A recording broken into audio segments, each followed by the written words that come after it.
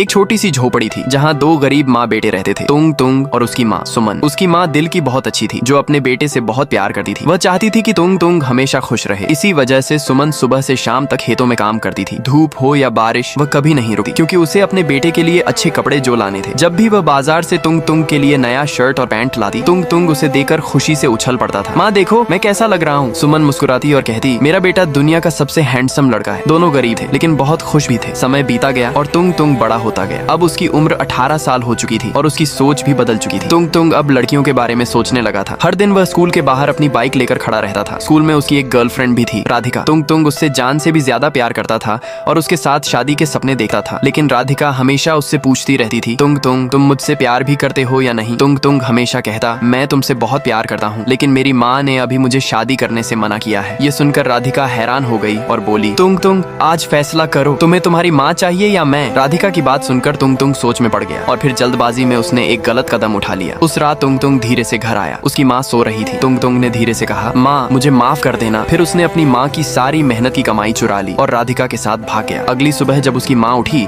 तो देखा कि तुंग तुंग घर में नहीं था। उनका दिल घबरा गया और वह अपने बेटे को ढूंढने के लिए बाहर निकल पड़ी। सुबह से शाम हो गई लेकिन उन्हें तुंग तुंग नहीं मिला। उन्हें क्या पता था कि तुंग तुंग दूसरे गांव में राधिका के साथ खुशी खुशी रह रहा था। दोनों ने उन पैसों से एक दुकान खोल ली थी और काम करके अपना गुजारा कर रहे थे। दोनों अपनी जिंदगी में बहुत खुश थे, लेकिन राधिका के मन में कुछ और ही चल रहा था। एक सुबह तुंग तुंग अपनी दुकान में काम कर रहा था, तभी एक गाड़ी उनके घर के पास आकर रुकी। अंदर राधिका जल्दी जल्दी अपना सामान पैक कर रही थी। जैसे ही वह बाहर आई, तुंग तुंग ने उसे देख लिया। राधिका तुम कहाँ जा रही हो और ये लड़का कौन है तुम्हारे साथ। राधिका मुस्कुराई और बोली, इससे मिलो, ये मेरा नया पति है और अब मैं इसके साथ ही जा रही हूँ। तुंग तुंग की आंखों में आंसू आ गए, लेकिन राधिका वहाँ से चली गई। तुंग तुंग जमीन पर बैठकर रोता रहा। तभी उसके दिमाग में अपनी माँ का ख्याल आया। वह दौड़ता हुआ अपने पुराने गाँव पहुंचा, लेकिन वहाँ सब कुछ बदल चुका था। घर सूना था, न माँ थी न उसकी आवाज। डरते हुए वह पड़ोसी के पास गया और पूछा, चाचा मेरी माँ कहाँ है। पड़ोसी ने गहरी सांस ली और बोला, बेटा तुमने आने में बहुत देर कर दी। 2 साल पहले मकान मालिक आया था और उसने तुम्हारी माँ को घर से निकाल दिया। उसके बाद तुम्हारी माँ सड़क पर रहने लगी, वहीं सोती, वहीं भूखे पेट दिन गुजारती और हर रोज तुम्हारा इंतजार करती। वह हमेशा बड़बड़ाती रहती थी, तुंग तुंग मेरे बच्चे तू कहाँ चला गया। और फिर एक दिन वह तुम्हारा इंतजार करते करते मर गई। ये सुनते ही तुंग तुंग जमीन पर गिर गया और जोर जोर से रोने लगा। उसके आंसू रुक ही नहीं रहे थे। जिस माँ ने मुझे पैदा किया, जिसके लिए मैं सब कुछ था, मैं उसे अकेला छोड़कर चला गया। वह अपनी माँ की कब्र पर गया, हाथ जोड़कर धीरे से बोला, माँ मुझे माफ कर दो, मैं गलत था, मैं बहुत बुरा बेटा था। लेकिन अब बहुत देर हो चुकी थी। हवा चल रही थी लेकिन उसमें अब माँ की आवाज नहीं थी। घर खाली था और तुंग तुंग की जिंदगी भी। कभी कभी हम जिससे सबसे ज्यादा प्यार करते हैं उसे ही सबसे ज्यादा दर्द दे देते हैं और जब तक समझ आता है तब तक सब कुछ खत्म हो चुका होता है।